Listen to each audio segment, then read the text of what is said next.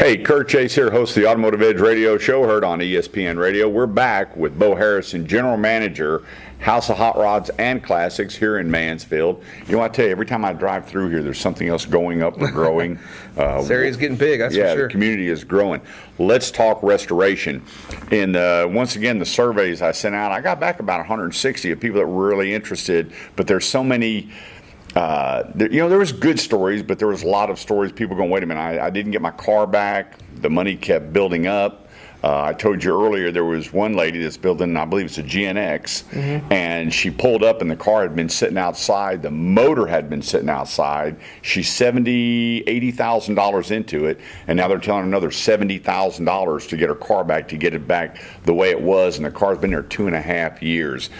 With that being said, there's a different process here at House of Hot Rods and Classic. We don't want the consumers in that situation that maybe they overthought, under budgeted. That's why I think dialogue is paramount with your expertise and your knowledge to sit down and go, wait, this is the best possible way to do it because this is your deal. Yeah, I would expect somebody, if I was in their shoes, to treat me the way I treat my customers. And I'm as honest and forthcoming as I can be about how the process works. And I don't want nobody taking money from me, so why should I need to be taking money from anybody else? And it's very easy to get overwhelmed in a big project like that. Again, the better you start out with a project, the better you're going to end monetarily wise. But yeah, it's easy to get out of hand. These processes are lengthy. They do take time, and there's a lot of expertise it takes to make these things happen. So, that particular situation is pretty sad. I stay in constant communication with my customers, at least on a weekly or bi-weekly basis about, hey, this is what's going on with your car. Here's where we are with our budget. If anything needs to change along the way, there's no way I'm going to let a job stretch out $80,000 and get that customer that far behind, because how can you ever expect to recoup your money if they cut bait and run? So that's irresponsible on the service member's part and the customer. Give me a call. If you're doing business with me and you can't get a hold of me, you better come over here and beat my door down and find out where I'm at. Now let's talk facts and truth about restoration. I'm getting a lot of calls here lately and a lot of emails going, hey, Kurt, we see that you have House of Hot Rods and Classic as a sponsor. We want to buy some cars and restore them and make a whole bunch of money. Yeah. Are those the guys to help us make a bunch of money? And I'm going, you know what? Time out. Right. I will not sit there and mislead somebody that taking a car and restoring it for $80,000, $100,000, you're going to turn around and make $40,000, $50,000. For me, a restoration is a labor of love. It's something I'm passionate about owning. I can't wait to get in it. For me, I'm a disco guy. On my cell phone, I got 220 of the best, greatest disco songs ever. So when I restore a car, I'm turning on the disco and I'm riding. I'm not looking at going, Beau, how much money can I make? Now that you're done, I really need to make money and turn profit. That's not what restoring or restoration or any kind of guarantee you're going to give the consumer. Exactly. I mean, these cars are, for lack of better words, a terrible investment most of the time. I tell my customers that if you're looking to make money off this, that's not the thing to do. You're going to invest your heart and your soul and your money in this thing, and it'd be impossible to put a price tag on the smiles and the enjoyment you get out of having it. So if you're in this business or you're going to try to restore a car to make money, you might as well just turn around and cut out and run away from it, because that's going to be a very rare situation for that to happen. You're going to have to get into the vehicle perfect when you buy it. It's going to have to be in really good shape, and your investment's going to have to be pretty small in order to make a bunch of money off of it. I tell people that usually Corvettes, Model A's, and some early trucks are about the only times you're going to get lucky restoring something and make a little money off it at the end. Of course, you can go the other end of the spectrum and build something, like one of these cars behind us that may cost you $100,000 to build, and then somebody just has to have it, and they'll pay that big price tag to own it, or send it through a Barrett-Jackson or one of those auctions that really brings the big buyers. But most of the time, that's just not going to be the case. This is not a money hand over fist business. This is a labor of love and something we do because we love doing what we do.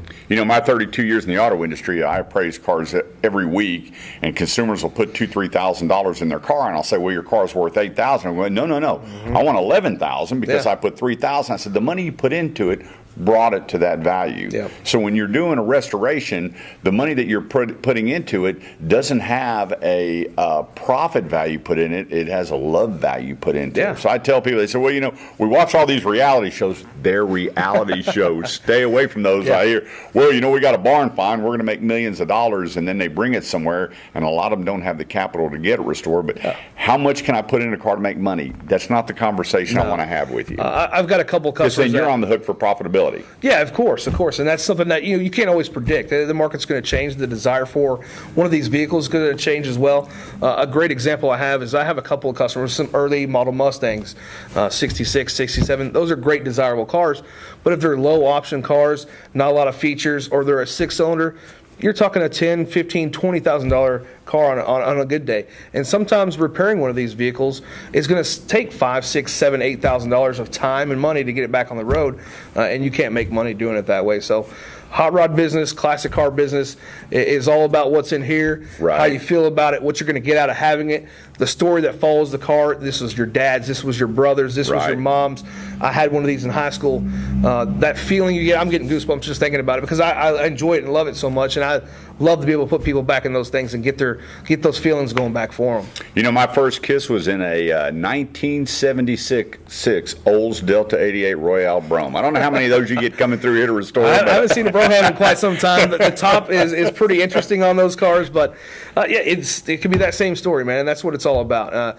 Anybody that's ever been around a hot rod business or restoration business or goes to a car show, nobody's out there talking about what kind of money they spent. Everybody's talking about the memories they had from, man, this is what I had in high school. I built one just like it, or this was my dad's car before he passed away, and I wanted to finish it out, and this is something I cherish with my dad. So it's all about those memories, not the money. Yeah, when you're around those cars, you don't see millionaires, you see passion. Exactly. You don't see people being braggadocious about how many they have and the money they put in. You put those people in a room, and you see a love for the auto industry.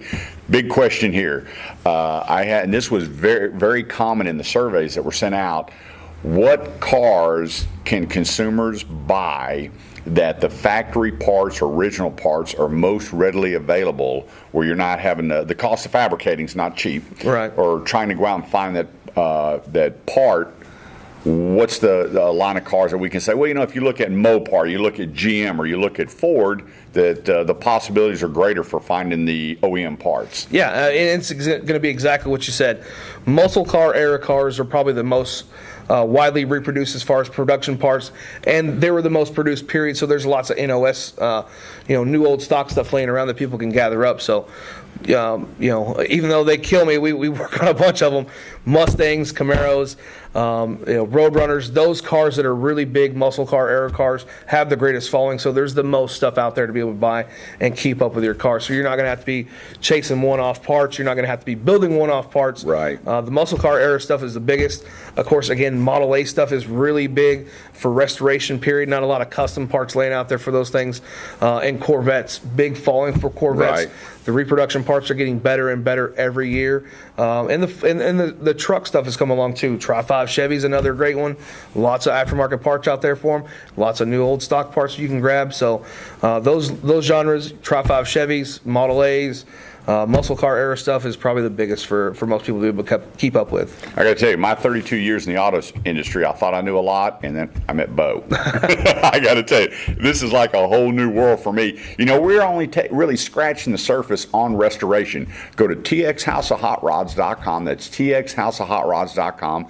Make the appointment to sit with Beau and get the real upfront facts. This is not about let's buy a bunch of cars and get rich. This is about restoration from your dreams to reality. Go to txhouseofhotrods.com. That's txhouseofhotrods.com and meet my buddy Beau and talk about restoration. Thanks for joining us.